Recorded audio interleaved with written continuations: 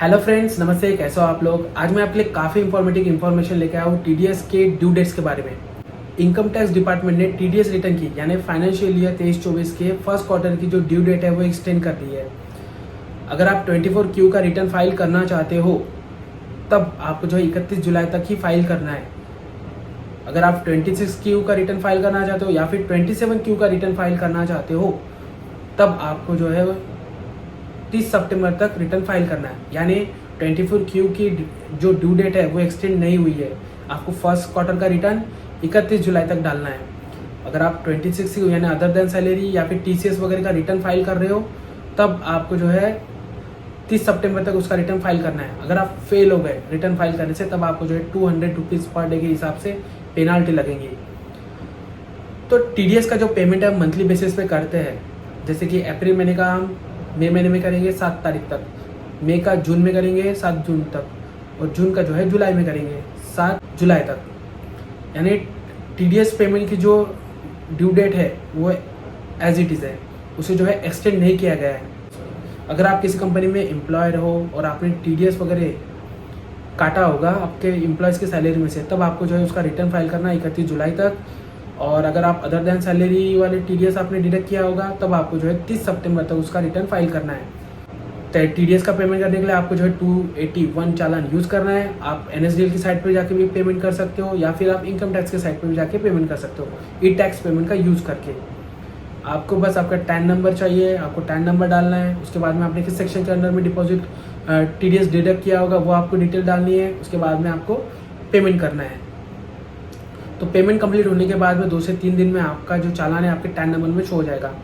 उसके बाद में आप जब रिटर्न फाइल करोगे तब आपको जो है एनएसडीएल की साइट पर जाकर आरपीओ और एफयू फाइल लेटेस्ट वाली यूटिलिटी डाउनलोड करना है। अगर आप लेटेस्ट वाली यूटिलिटी से रिटर्न फाइल नहीं करते हो तब आपका रिटर्न जो है भले ही आप रिटर्न फाइल करते समय एक्सेप्ट हो जाएगा यानी रिटर्न फाइल हो जाएगा, बट जो डिपार्टमेंट है वो आपका रिजेक्ट कर देगी। आपका जो भी स्टेटमेंट फाइल करोगे उसे रिजेक्ट कर देंगी। तो इसीलिए आपको जो है लेटेस्ट वाली यूटिलिटी डाउनलोड करना है। और जब आप लेटेस्ट वाली RPO file FU file download करोगे आपको एक्सट्रैक्ट करना है और उसमें एप्लीकेशन मिलेंगी आपको आरपीओ फाइल की, उसे ओपन करना है। उसमें आपको जो है आपका टैन नंबर और सबसे पहले तो आपको फॉर्म सिलेक्ट करना पड़ेगा। आप किस फॉर्म के अगेंस्ट में रिटर्न फाइल करना चाहते हो, 24Q, 27Q या फिर 26Q। उसके बाद में आपको फाइनेंशियल ईयर सिलेक्ट करना है 23-24। उसके बाद में आप ओरिजिनल रिटर्न फाइल कर रहे हैं तो वो सिलेक्ट करना है, क्वार्टर सिलेक्ट करना है, फर्स्ट क्वार्टर।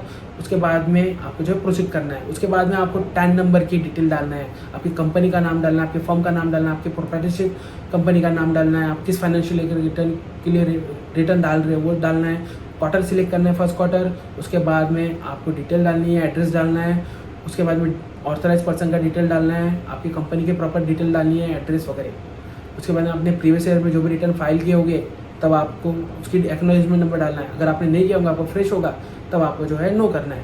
ऑप्शन मिलेगा आपने प्रीवियस रिटर्न फाइल तो यस करना है, नहीं तो नो करना है। उसके बाद में आपको जो है नेक्स्ट वाले ऑप्शन पे क्लिक करना है। फिर आपके जितने भी चालान्स आपने यूज़ किए होंगे, पेमेंट किया होगा, जिसके अगेंस्ट में आपको रिटर्न फाइल करना है, उसके CSI फाइल भी डाउनलोड करना पड़ेगा। आपने अगर एनएसडीएल की साइट से पेमेंट किया होगा तब आपको वोल्टास वाले ऑप्शन पे जाना है। अगर आपने इनकम टैक्स की साइट पे जाके पेमेंट किया होगा तब आपको जो आपके टैन नंबर से इनकम टैक्स की साइट पर एंट्री मारनी पड़ेगी यानी लॉगिन करना पड़ेगा। फिर वहाँ से जो है आपको पेमेंट हिस्ट्री में जाकर चालान की CSI फाइल डाउनलोड करना है। उसके बाद में वो CSI फाइल आपको यूज़ करना है आपके टीडीएस रिटर्न के इसमें।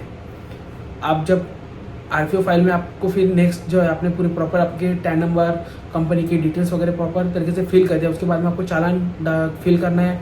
आपने जितने भी चालान है जैसे 5 हो गया, 4 हो गया, 10 हो गया, आपको जो सारे के सारे चालान की डिटेल डालनी है। चालान नंबर डालना है, किस डेट को पेमेंट किया, कितना अमाउंट टीडीएस का पेमेंट किया, टीसीएस का पेमेंट किया, इंटरेस्ट भरा है वो डिटेल डालना है, पेनल्टी भरी है उसकी भी डिटेल डालनी है। उसके बाद में आपको जो है डिडक्ट ऐड करना है। अब आपको जैसे पर्टिकुलर एक चालान में आप कितना डिडक्ट ऐड करना चाहते हो उस हिसाब से आपको रो सिलेक्ट करना पड़ेगा और उस हिसाब से आपको पूरी की पूरी डिटेल यानी डिडक्टी की डिटेल डालना है। पैन नंबर डालना है, नेम डालना है डिडक्टी का, डेट ऑफ क्रेडिट डालना है। अब अमाउंट भी क्रेडिट डालोगे ना, यानी आपने जितना जिस पे टीडीएस काटा है वो वाला अमाउंट डालना है। उसके बाद में टीडीएस अमाउंट डालना है, इंटरेस्ट वगैरह आपने किया होगा पे उसकी डिटेल नहीं डालना है। आपको बस टीडीएस वगैरह की डिटेल डालना है, आपने कितना डिडक्ट किया हुआ है। सॉफ्टवेयर जो है ऑटोमेटिकली वो कैलकुलेट कर लेगा और आपने जितना भी इंटरेस्ट पे किया होगा उससे एडजस्ट कर देगा। यानी आपको प्रॉपर तरीके से date of credit, amount of credit और टीडीएस ये प्रॉपर तरीके से डालना है। और उसके बाद में जो आपको वैलिडेट करना है। अगर आप फाइल सेव करना चाहते हो तो आप सेव भी कर सकते हो, या फिर आप डायरेक्ट FU फाइल जनरेट करना चाहते हो तो आप वो भी कर सकते हो। आपको बस जनरेट वाला यानी FU फाइल वैलिडेट वाला ऑप्शन पर क्लिक करना है। अगर आपने प्रॉपर तरीके से पूरा फिल किया होगा डेटा, तब आपका जो है वैलिडेट वाले ऑप्शन पे यानी डायरेक्ट FU फाइल पे ले जाएगा आपका। उसके बाद में आपको जो है सबसे पहले फोल्डर सिलेक्ट करना है, किस फोल्डर में आप FU फाइल चाहते हो, या फिर आपके कुछ एरर वगैरह मैसेज आया है तो वो जो रिपोर्ट है उसी फोल्डर में जाके सेव हो जाएंगे। आपको वो फोल्डर सिलेक्ट करना है। उसके बाद में आपको जो है आपने जो CSI फाइल बनाई होंगी, डाउनलोड की होंगी, वो आपको सिलेक्ट करना है। अगर आप उल्टा वाले साइट्स पे डाउनलोड करना चाहते हो तो आपको यहाँ पे टैन नंबर या फिर आप CN नंबर से भी डाउनलोड कर सकते हो। आपको टैन नंबर डालना है, फाइनेंशियल डालना है, किस पीरियड में आपने पेमेंट किया है वो डालना है। उसके बाद में अमाउंट डालना है, चालान नंबर देखकर, और अमाउंट वेरीफाई करना है। उसके बाद में आपके जो प्रॉपर तरीके से वैलिडेट होने के बाद में आप CSI फाइल डाउनलोड कर सकते हो उल्टा वाले ऑप्शन से। अगर आप टैक्स वाले पेमेंट से किए होंगे तब आपको जो है डायरेक्ट आपको सिर्फ डेट देखना है, चालान अमाउंट देखना है और डाउनलोड वाले ऑप्शन पे क्लिक करना है।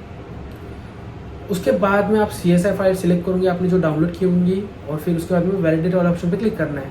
वैलिडेट वाले ऑप्शन पे क्लिक करने के बाद में अगर आपकी प्रॉपर तरीके से फाइल बनी होगी तब डायरेक्ट FU फाइल जनरेट हो जाएंगी। उसके साथ में कुछ और भी फाइल जनरेट हो जाएंगी।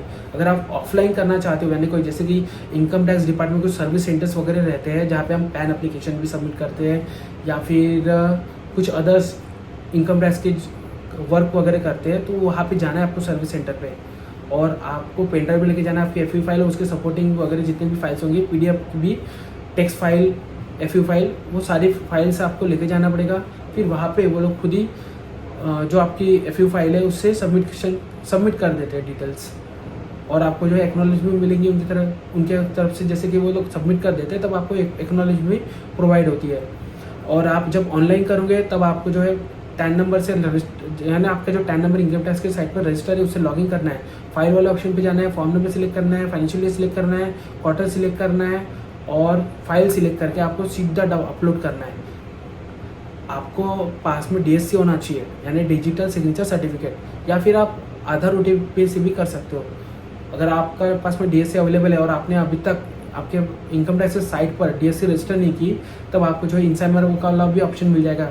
आपको इनसाइमर इंस्टॉल करना है अपने PC पे, डाउनलोड करके एक्सट्रैक्ट करना पड़ेगा, फिर इंस्टॉल करना पड़ेगा। आपके PC में जावा होना चाहिए जो इनकम टैक्स के साइट को सपोर्ट हो, और उसके बाद में आपको DSC सिलेक्ट करके सबमिट करना है। तो इस प्रकार से मैंने आपको इन्फॉर्मेशन बताई ड्यू डेट की एक्सटेंड के बारे में, और किस प्रकार से आपको TDS का रिटर्न फाइल करना है, चाहे वो 24Q, 27Q या फिर 26Q।